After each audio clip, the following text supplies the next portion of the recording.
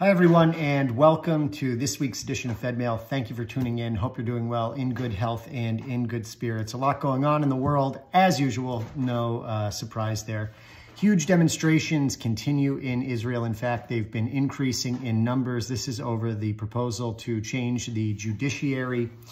Prime Minister Netanyahu gave an address last night to the Israeli public, reasserting his determination to not back down despite these major protests and growing threats from reservists to not serve, all in protest of these changed judiciary bills. Jewish Federations of North America's CEO, Eric Fingerhut, appeared on NPR earlier this morning and stated that we, JFNA, would remain steadfast in efforts to promote compromise in that way. Also earlier this week, the ADL put out a report, a sobering report, on the state of anti-Semitism, particularly in Massachusetts. It was noted that there was a significant increase, a 40% rise in the number of anti-Semitic incidents, up to, I think the number was over 150 separate incidents that took place in the state of Massachusetts this past year. Terrible to see that.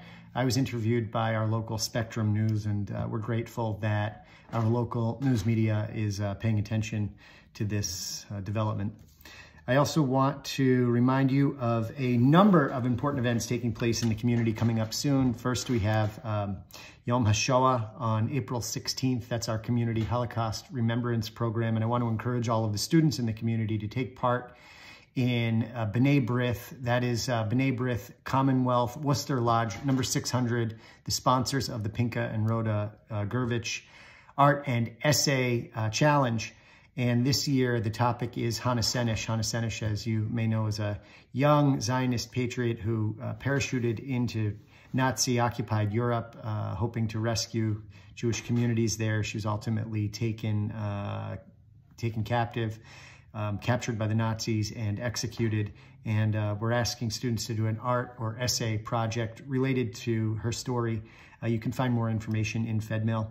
On April 23rd, Tomi, our shlicha, is doing a very special program, a unique one this year, on Yom HaZikaron. Yom HaZikaron is a day of remembrance in Israel. It takes place just before Yom HaAtzmaut, Israel's Independence Day. And Yom HaZikaron is remembering those who fell in the service of Israel's defense. So it's a very, very important day there and important to us too. And we will be holding a program on April 23rd at Dean Park. And then last but not least, and I say not least because this is a big one, Israel at 75, our community program taking place on April 30th at the majestic and beautiful Mechanics Hall. You don't want to miss it. We'll have kosher catering by Sylvia, a keynote address by Jonah Cohen, PhD, from Camera. We will have art projects on display from our students who are working in conjunction with the Mishkan Museum in our SNEC partner city of Fula, Fula Gablo, I should say. And all of this is just something to really look forward to. Make sure you mark your calendar for it. It's free of charge. We're only asking for a suggested donation if you're planning to attend, but we'd love to see everyone there. Again, April 30th, Mechanics Hall in Worcester. You don't want to miss it. Coming up also in the community, we've got a very interesting program taking place at Clark on April 4th. They're going to be showing a silent film called City Without Jews, but they're going to have a live orchestra accompanying the film.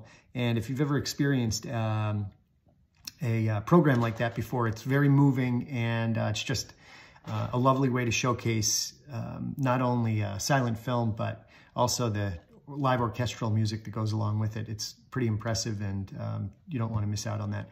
I also want to once again bring your attention to the fact that there are several opportunities available to travel to Israel.